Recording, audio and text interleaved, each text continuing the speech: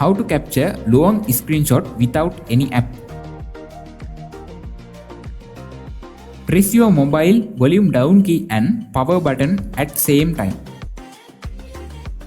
Now your screenshot is captured. Immediately see this icon in the bottom area. Click this down arrow icon. Now your screenshot continues to down. Now I open my captured screenshot. This is our long screenshot.